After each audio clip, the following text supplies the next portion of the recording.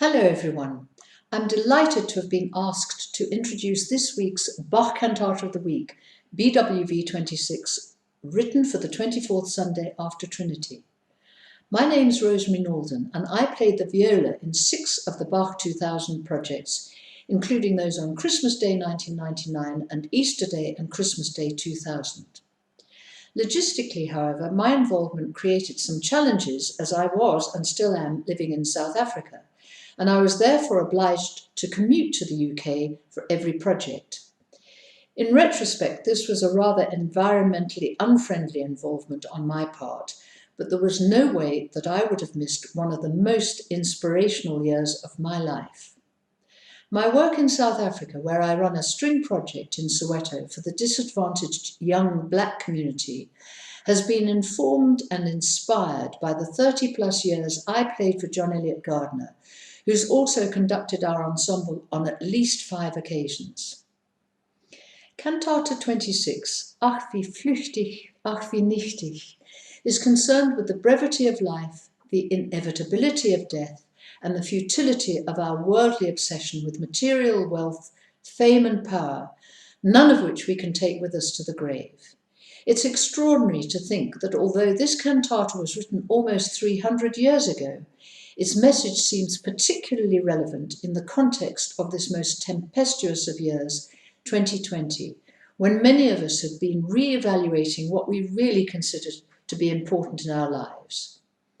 If after all that you're expecting to hear Bach at his most sorrowful and introspective, you're in for a big surprise. The cantata opens with a chorale, but a chorale which almost impels you to get up and dance. In fact, it's a chorale fantasia in which we hear ascending and descending mainly minor scales from oboes, bassoon and strings, interspersed with staccato interjections from the lower voices, whilst the sopranos and a high horn soar above this incredibly complex scoring. The chorale tapers off to nothing, like the vanishing mist to which our earthly lives are likened in the text. In his notes, which accompany all these recordings, and I have to say I'm still in awe of the fact that John Eliot was not only the single musical force leading us through this year-long pilgrimage, but also found the time and energy to keep a journal throughout the year. He refers to BWV 26 as one of Bach's aquatic cantatas. Once you're aware of the references in the text to mist, torrents of water, raindrops, etc., the musical imagery makes perfect sense.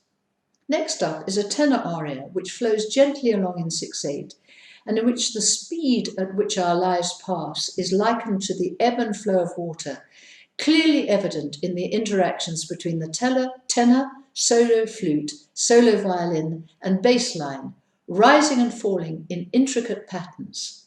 There's even a brief Brandenburg 5 moment between the flute and the violin in the middle section, depicting scattering raindrops.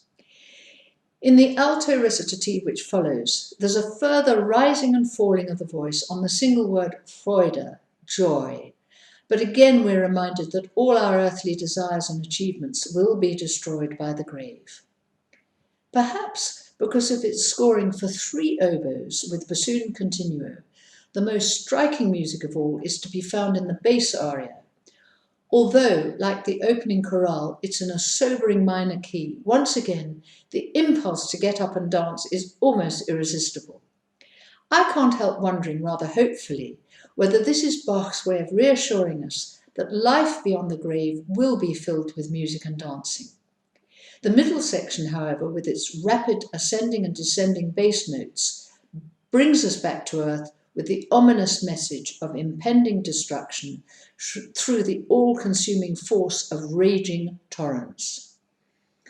A brief soprano recitative in which we are again reminded of the futile nature of earthly pursuits is followed by the final chorale. But overall, it feels to me as if Bach's use of dance-like music throughout this cantata is a celebration of the approach of death, because of its promise of eternal life. A further joy for all of us was to make music in some of the most beautiful churches in the world. This particular concert took place in Romsey Abbey, Hampshire, whose vast, imposing interior I still recall. Here's my much treasured copy of this particular volume, number 19, which includes a further 5 cantatas and the motet Jesu meine Freude.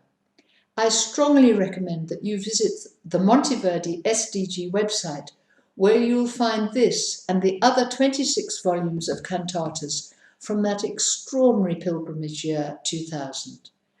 I hope you find both joy and solace in the cantata which follows.